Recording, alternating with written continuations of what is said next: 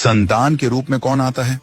पूर्व जन्म के कर्मों से ही हमें इस जन्म में माता पिता, भाई बहन, पति पत्नी, प्रेमिका, मित्र शत्रु, सगे संबंधी इत्यादि संसार के जितने भी रिश्ते नाते हैं सब मिलते हैं, क्योंकि इन सब को हमें या तो कुछ देना होता है या इनसे कुछ लेना होता है।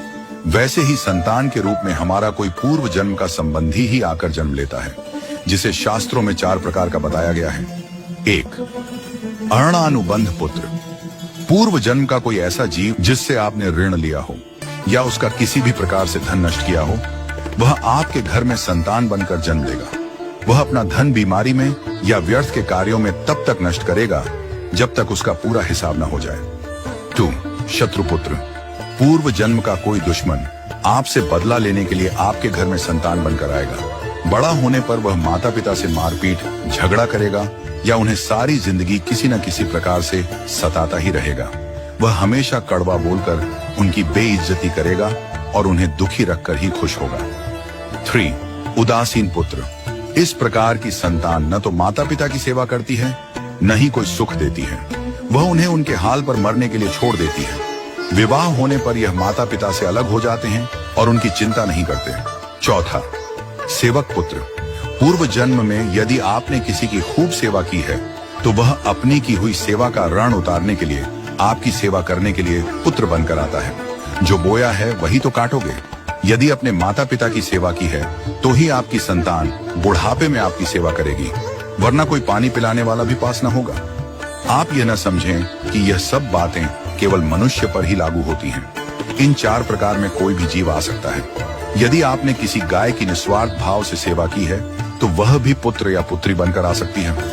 यदि आपने गाय को स्वार्थवश पालकर उसके दूध देना बंद करने के पश्चात उसे घर से निकाल दिया हो तो वह ऋणानुबंध पुत्र या पुत्री बनकर जन्म लेगी। यदि आपने किसी निर्दोष जीव को सताया है तो वह आपके जीवन में शत्रु बनकर आएगा।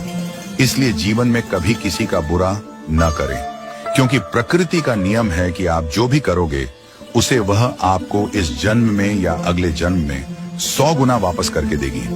यदि आपने किसी को 1 रुपया दिया है तो समझो आपके खाते में 100 रुपया जमा हो गए हैं। यदि आपने किसी का 1 रुपया छीना है तो समझो आपकी जमा राशि से 100 रुपये निकल गए। जरा सोचिए, आप कौन सा धन साथ लेकर आए थे और कितना साथ लेकर जाओगे?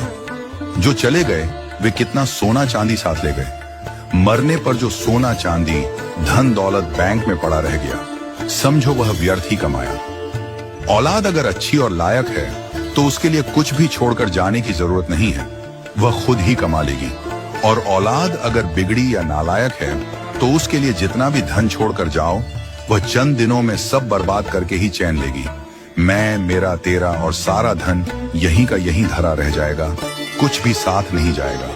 साथ यदि कुछ जाएगा भी तो सिर्फ अच्छे बुरे कर्म ही साथ जाएंगे। इसलिए जितना हो सके नेकी करो, सत्कर्म करो।